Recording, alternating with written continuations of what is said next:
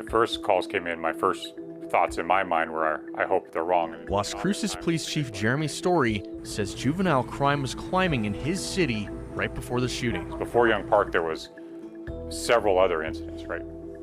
Too many to list or count, involving juveniles committing violence on other juveniles especially.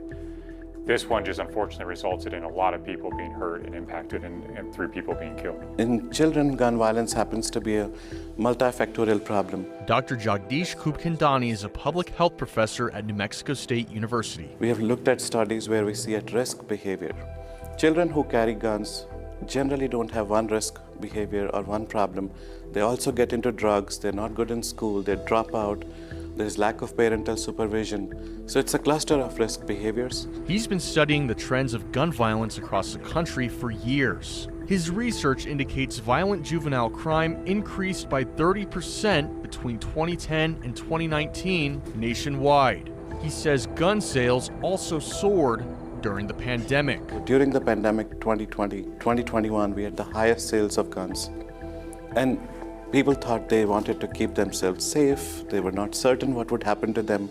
But now those guns stay in homes and unfortunately are used by children, by adults to kill themselves or others. Target 7 analyzed data from the FBI. We found in 2023, our state ranked first in the nation for the number of youth murdered per capita. At the same time, we rank 33rd in the number of young killers. It's not that kids are worse than they were in the past. It's that the community that they're living in is really not supporting good decisions by them. Bennett Bauer is the chief public defender for New Mexico. He says many of the juveniles his office represents haven't committed any crimes before being charged with murder. Generally, kids are mimicking what they see in their environment, and what they're seeing is violence, what they're seeing is guns, and that's what they react to. And too often, it really results in these tragic consequences. Tragedies like what happened to Nicole Chavez's son. And he said, I'm sorry, ma'am, your son was shot. Above the lung, he lost a lot of blood. It's been 10 years since Jaden, never once in trouble with the law, was killed in a drive-by shooting. Gunman, just 17. Jaden had so much promise. When I hear from not only his friends, but his classmates, all they talk about is his fight inside, his determination.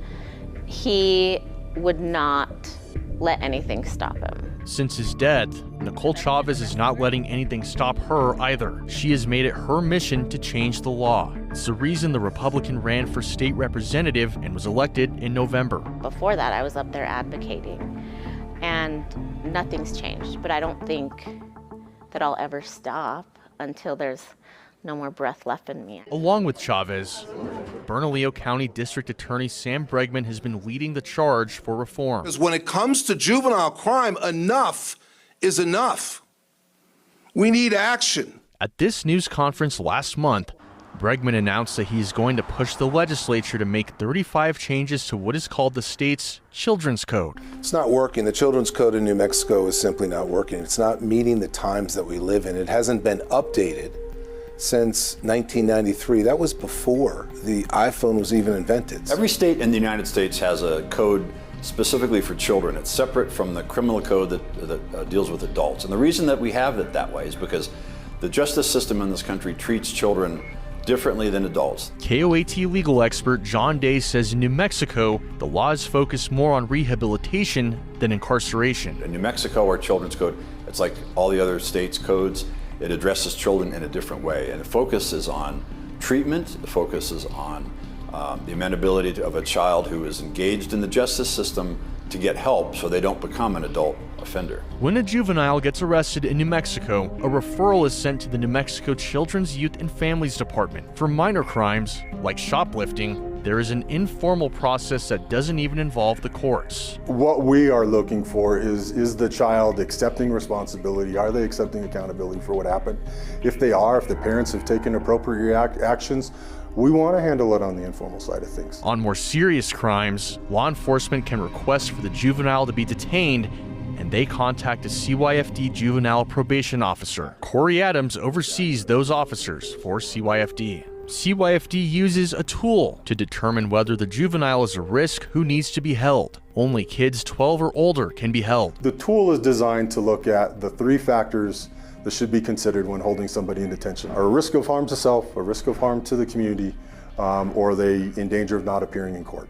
If they do not meet the requirements, law enforcement will release them to a guardian, and CYFD follows up with appropriate programs and supervision. Some of these programs statewide are phenomenal. With felonies, CYFD will notify prosecutors, who will determine if they will file charges in juvenile court. Kids charged with higher level crimes like rape, robbery, and second-degree murder can be charged as youthful offenders. That means they can be prosecuted as adults, but it is not mandatory. On the other hand, kids who commit first-degree murder are considered serious youthful offenders. That means the district attorney must charge them as adults, but that is only if they are 14 years or older. Mandatory serious youthful offender referral goes to the district attorney's office. They start that process. It'll continue through the adult system, basically. Juveniles not tried as adults can only be held until they are 21. Bregman says there needs to be more accountability. I know that kids, sometimes you have to show a little tough love, and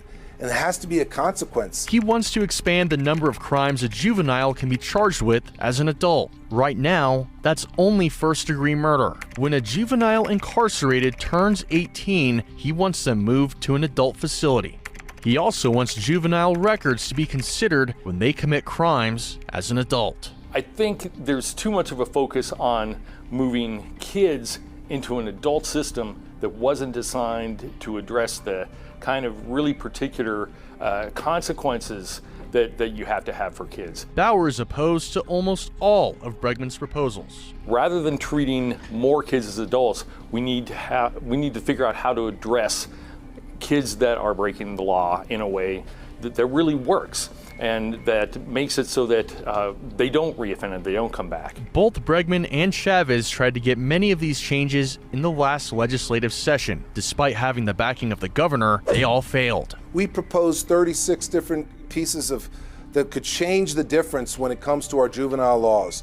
They didn't even have a robust debate about it in a 60-day session. Democrats, like Bregman, have controlled the governor's office and the legislature for the past 6 years, and still, there have been no changes. But even Democrats don't see eye to eye. That basically is the radical left, who is